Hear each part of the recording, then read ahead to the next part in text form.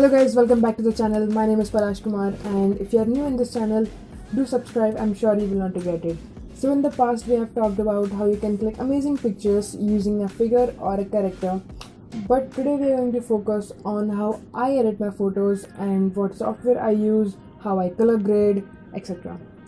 So the photo that we're using today is this.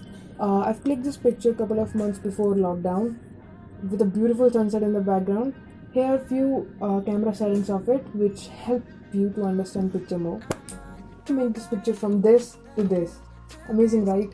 So the software that I use are Snapseed and Adobe Lightroom Mobile. Snapseed is for all the preliminary basic edits like your saturation, your selective tool, etc. And then we're going to jump on the Lightroom Mobile, which is more sort of advanced editing and color grading. So without wasting time, let's dive into it and see how it goes. So here I already opened the pic in the Snapseed. One more thing, whenever I edit, I always keep my brightness level in between so that we can see the actual colors and don't under or over edit our picture. First thing that I do is see what are the flaws in my image or what are the main things that I have to bring out from the edit. For instance, in this image, here are a few things I have to take care of.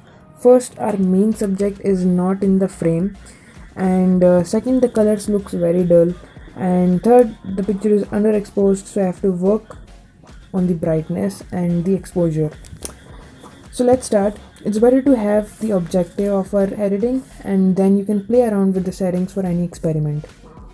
Okay, let's start working on our image. First thing I do in editing process is to correct the horizon and crop our image for the base from where we can edit further. So let's do that. Open tools, go to perspective and select rotate.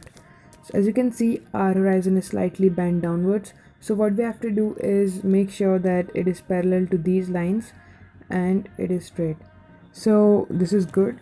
So save it and move on to the next step. Now we have to crop our image and frame it properly. So again, open the tools option, go to the crop, and as you can see, here are various crop options. You have various ratios. I'm choosing 5:4 as which is preferable for Instagram portrait. So let's select that and bring our main subject in the center of the frame. This looks perfect. Save it, and now as you can see, our image is more equal proportion and more focused on our subject. Okay, so cool. Let's go to the next problem, the exposure and the colors. Again, open the tools and select the tune image. This will help you to adjust the basic edits like your brightness, highlights, saturation, etc. In the left bottom corner, you can see the small stat. Tap on that and you can see the graphical representation of tones of your image. It will help you to understand the tones, and I'll not go deep into this. Just make sure that it is in balance and won't go all the way to the right and all the way to the left. So just balanced. Okay. First on the option, let's increase the brightness. Plus 65 looks amazing. So yeah. Next we have the contrast. It is basically used to make a balance to your white and black of the image. Let's try this. Plus 14 and plus 15 looks amazing. So great. Next is saturation. It refers to the intensity of a color and it solves our problem of dull color. So let's bring the saturation up. Plus 50 or plus 60. Fantastic. Next we have ambience. It controls the light. It used to balance the backlight of your photo. We don't have much details in the background, so let's keep it a bit low, around 15 to 16. Yep. So moving on, we have highlights. It deals with all the bright part of your photo. We already have more bright parts in our image, so let's keep this low too, around 9 to 10. Yeah. Next are shadows, which is basically your black parts of your image. I think it's already fine, so let's not mess with this. And moving on to the last option, which is warmth. So it helps you to make your image with more cooler tone or warm tones. It is a sunset scene, so I would like to keep the tones warm. Let's say 6 and 7. Perfect. Okay, You can also add few details in this by going to the details, and structure 5 to 7 looks perfect. Save it. And last, I want to add lens blur to this photo, so our main subject pop out a little bit from the background. Go to the lens blur and plus 40 looks great, and we are good to go. You can clearly see the difference from the before and after of the edits. Now it's perfectly exposed with good saturated colors. Now let's share this image to the Lightroom for color grading. Okay, so we are in the Lightroom mobile app. The picture is already good for the upload, but I want it to be more moody and aesthetic. For that, let's start color grading it. Basically, I go for the more warm colors and desaturating the others. But in this, I'm using the basic teal and orange look. That's a personal choice. Also, fun fact, why people love teal and orange pics more than the other colors?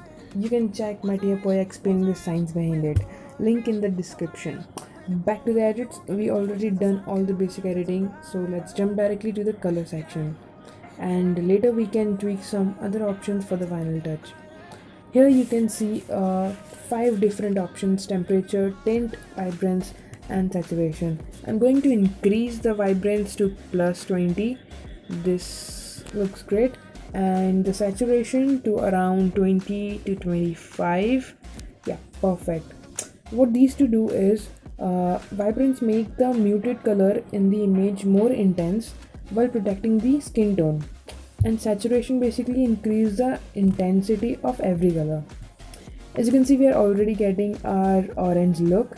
So going to the next step, we have mix. Here you can find different colors. The basic thing you have to keep in mind is focus on the main colors which are in the images, and the tone or mood which you are going to bring out. For instance, in this photo we have 3 main colors: orange, yellow and blue, and we are going for the teal and orange vibe, and we are using them only without interfering the others. Here let's go to the orange color and negative the hue to around 11. Yep, that looks good. And the next we have yellow, so let's negative hue it for 60 to 70. This looks perfect. And let's try desaturating a little bit, because the colors are a little bit more. So 16, perfect. Let's come to the blue part, and for that teal look I'm going to increase it for around plus 40. Yeah, this looks perfect. And the dark blues I have to make it negative 40 or negative 30, 35, 40 looks great, I guess. Yep, perfect. You have to play around with your settings, just to make sure that you're going for the right color. And just increase the saturation of this, plus 40 or 50, 30, 40. Yep, great. So as you can see, we got the teal and orange look before and after of the image. It's simple, right? So this is done. For the final touch, I'm going to use curve. Basically, curve represent the black, whites, shadows, highlights and midtones. I'm not going very deep in that because that's a whole new topic. So basically I'm using the common S curve for that low contrasty aesthetic look. Decrease your whites and your highlights. Yeah, that's amazing. So the picture is perfect. I'm going to increase the exposure a little bit. Yep, increase a little contrast. 5 look perfect. The clarity is missing, so I'm going to increase the clarity a bit. This looks great. And yeah, we don't have to do anything else. The image is perfect, as you can see. Remember the original picture from where we had started to this? Let me know in the comments below, do you like the final product of this editing process? I hope you enjoyed it, guys, and learned something from it. The steps are very easy and you can use these basic edits in your pictures too. The teal and orange vibe actually looks good.